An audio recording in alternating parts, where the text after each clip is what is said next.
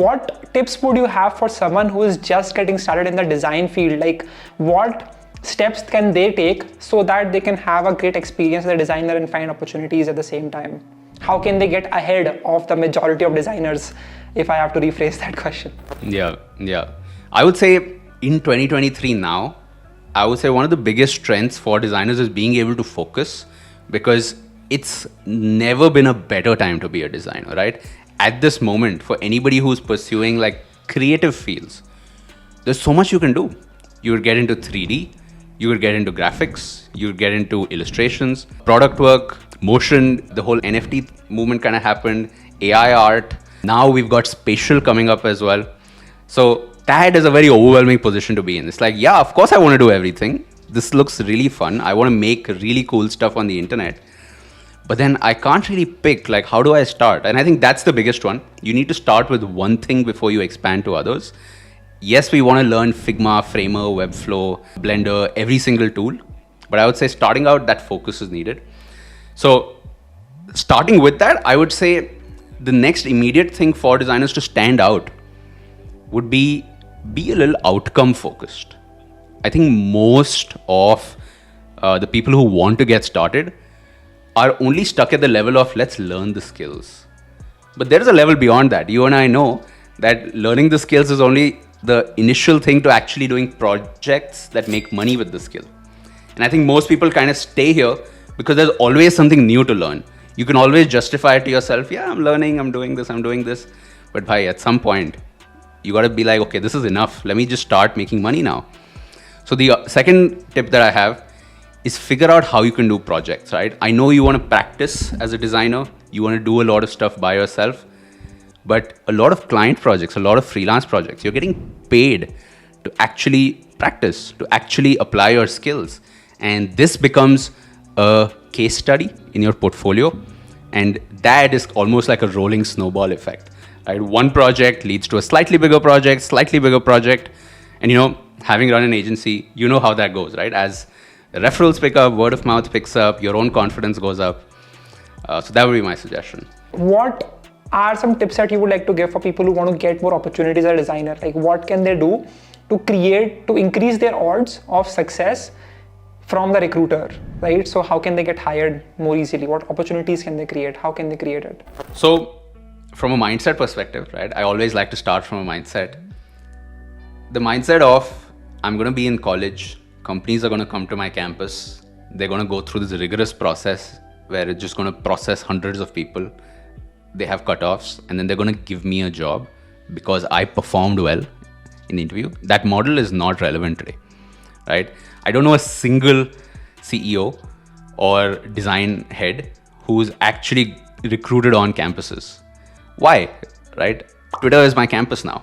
Discord is my campus. The internet makes it so easy to find really motivated, smart people. So the main suggestion I have is let's ditch this model of placement. Somebody's going to give something to you. And let's approach it with a skill mindset. Like, can I build the skill of generating demand? As an agency owner, this is something you're very familiar with, right? Like generating demand, which is you have your leads, you convert them to prospects, you have a certain process you follow, after which they become a client, you have to deliver your client, get testimonials, and then you kind of go through that loop again, right? So as a designer, initially it sounds complicated. You're like, wow, what am I going to have to do? But to put it in simple terms, every single piece of work that you put out on the internet is out there doing a job for you. They're helping you get discovered. Over time, as you start posting more of these, it increases the width, the surface area of discovery for you. So that's kind of the start. I think most people in the real world, we have identities, bodies, whatever. Most people are ghosts on the internet. They just have no presence, no work, nothing. And maybe it's just a habit thing. They've just not reached there yet. But it's totally doable, is what I'll just share with everyone. So you want to have this, you don't want to be a ghost on the internet. You want to have this surface area of discoverability. And as you build your confidence, of course, you're going to start posting a lot more. But this is this long-term approach to getting clients, which is as you post work, you're going to get inbound. You're going to get DMs from people saying, hey, that was good. Are you available for a short project, right? Early on, take any project you can, right? Even if it's just 1,000 rupees, couple $1,000, that's okay.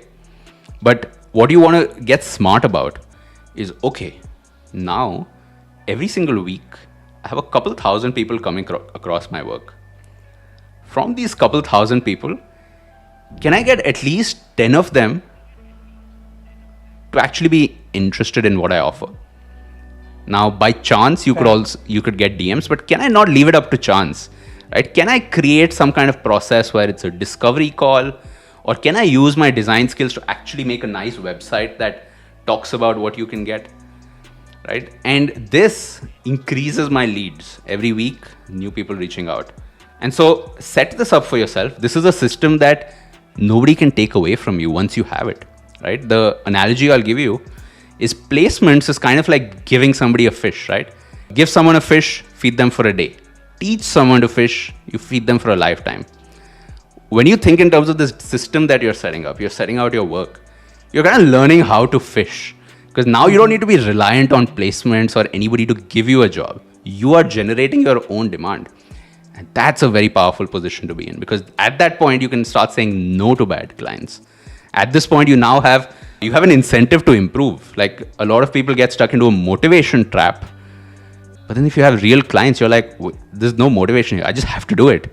And that's going to push you through. Right. Great example.